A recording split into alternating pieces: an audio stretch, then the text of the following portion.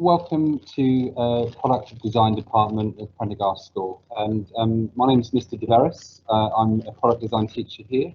I'm just going to quickly turn the camera so you can wave at another of our teachers. In the background there is Miss Giraldi. Hi. Hi there. And this is Shelby, one of our students here in Year 12. She's here just working on a project right now, which we might have a closer look at later. Okay, so what I'm going to do is I'm going to play a video, and I'm going to be talking over the video to give you an introduction to our course here at Prendergast and a little insight into some of the work that has been completed here over the last year or two. And hopefully that will give you a really good idea of the kind of capacity that we have for designing and making in the department. And then I'll give you a little quick panorama tour around the workshop, and then I'll open it up, open up the Q&A for any questions that you wish to ask. Okay, so if you bear with me, I'm just about to get our video up on screen and get that full screen. Okay. So, as I said, welcome to Prendergast School. I'm just going to go through the course as we run it. First, we start Year 12 with the Drawing Skills Programme. So some of the drawings that you're seeing here is from a Year 12 student who's just started the course. So in the last 6 weeks, they've been doing various types of drawing, isometric, orthographic, and initial design drawings. We could do perspective drawing and trying to look at sometimes similar objects from various different angles and various different techniques. We also have introductory design projects. Right now, Shelby is working on this mirror project, which involves a number of different machine skills, and this is a chair project, which she's made from acrylic. We also have students who like to explore the architecture through our art and design course. And this is an example of a finished piece that was a kind of community leisure centre in Lewisham.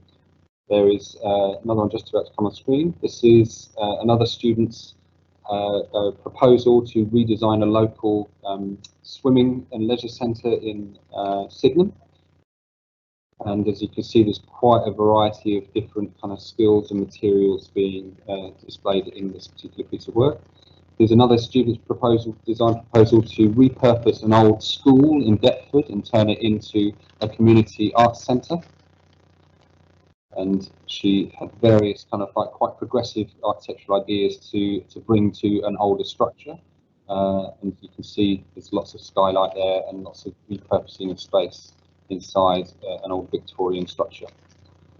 This one was one of our students who had a proposal for an oceanography centre, which was a centre of learning for science, and also a visitor centre, which was to be located in Dover, in Kent. Really unique part of this particular building was the way that the light comes into the building, and the shape of the building was influenced by the idea of the White Cliffs at Dover. So there was a real relationship between the piece and its location. There's another project from another Year 13 student who was looking into making another community arts centre in Sydenham. I've included her sketchbook pages because I think they really demonstrate the kind of process that she went through and the way that she developed the ideas from basic kind of sketches and shapes and kind of exploring and experimenting. And we do encourage a lot of experimenting through drawing before we start to scale up and make those models. And this was her final piece that she made. I think you can see that kind of spiral motif was very much present from the start of her ideas, and it's come to fruition in her final design proposal.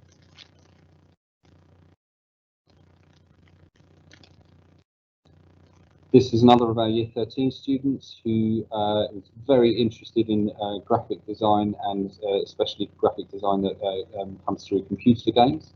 And his proposal was to create an interactive space which could be put up in a gaming convention or exhibition, and a way of inviting people in and to involve themselves in their computer games in a very direct way. This one is another model that a student proposed for a pavilion, which was to raise awareness about the mineral mining and the effect on the communities in the Democratic Republic of Congo. And so it's a very kind of striking design intended to kind of draw attention to those issues. We don't just do architecture. You could be forgiven for thinking that's all we do, but we do have students who work on jewellery projects as well. These are laser cut pieces of plywood and acrylic, which have been combined to make some really attractive and quite avant-garde looking jewellery. We can also build furniture here. We have the machinery and the scale to be able to build furniture. This particular student designed a portable table, and she designed a carry bag for it as well in textiles. But essentially, it's a piece of holding table which has had various processes used, like laser cutting and traditional sawing and screwing together as well. And she stained it and painted it, so it's a real interesting one-off piece of bespoke furniture. Another piece table here, lots of kind of inlaying and staining of different materials, and very geometric design. And another kind of very striking geometric piece of furniture. This is a kind of a modular set, and it's not actually specifically designed for either storage or seating, but it can be used kind of like interactively, whoever. Fine. So that's all the work I have to share for you in this video. These are just some of the results. We've got fantastic results this year, and just hope that that work that you've seen in this video demonstrates how much the students here explore their imaginations and have the opportunity to develop their skills.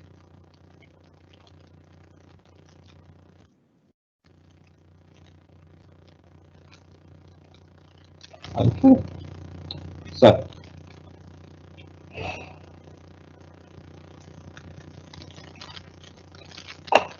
okay, so I hope that that video really showed you the kind of scope that we have on offer here. What I'm going to do now is pick up the camera and very carefully pan it around the room so that you can see what our workshop actually looks like, and it should give you an indication of the kind of things that it's possible to make in this room. So obviously we have usual tables and storage space, but at the back there we have disc sanders, and there's a pillar drill at the back there. There are sewing machines for those who want to develop anything in textiles. At the very far, that orange door is a convection oven for forming plastics, kind of heating up acrylic plastics and bending them and forming them around some formers. There's a CNC milling machine, an engraver, and a CNC router there. And over in the corner, we have, I don't know if it's clear to see there, there's a laser printer, laser cutter there, that we use quite often, especially for very kind of intricate pieces or components. There's a selection of work out on the tables, but you can see that the tables are really nicely spaced out, so there's plenty of room for the students to work, and there's a potential for relatively large-scale products as well. We can actually go up to building full-scale furniture at the very least. Okay? As I said, Shelby and Miss Giralda here are working on a mirror project as we speak. I'm going to maybe just come as close as I can. I was just wondering whether we need to do some questions for the time. Yeah, there is time. There's time. There's time. Yeah, okay. Okay, so I'm now going to open up the Q&A, and happy to. Oh, as you can see, there's already some questions in it. So if there are any new questions that anybody would like to ask, please feel free to pop them up in the Q&A, and either myself or Ms. Giraldi will answer those questions. What degree courses or universities or careers have product designs that students, undergraduate students gone on to? This year we had 9 students, at the end of last academic year, 9 product design students move on. And am I right in saying all of them have moved on to university? Yeah, I was just curious as well. So, one student has gone into pizza, which is the foundation, if you wasn't sure, but and someone was going to Cambridge, who's happy to go to Western University, Imperial to engineering. I should say that the student who went on to Cambridge, she's gone on to study architecture, and so she's really now set her career off in quite a promising direction, because she's in a very, very prestigious university studying architecture. And I don't know if there's any other questions, but I'd just like to say, so we're following, just to make it clear, we're not doing the DT A level, we're doing the House of Design, and the assessment is a major project which you can see for the portfolio, and the 3,000 word essay, and then you have a full text that's given a title, that's a 3-day exam. So unlike the DTA level, it's very different. There's no exam in the hall. So what we cover is all the things that universities are looking for. So this basically we've got a fantastic portfolio of display. So they I think that we took the project of their own, and they're really passionate about it, and they drive through their own ideas. That's what we're explaining to the project. It's really Are there any other questions? Because actually this meeting is coming to a close in a minute, so if there are any last minute questions, we can answer them now.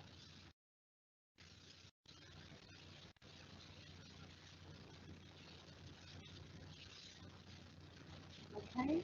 Well, thank you. And if there is anything you'd like to follow up on, contact the school and we can help on answering. Okay, thank you. All right, thanks. Bye-bye.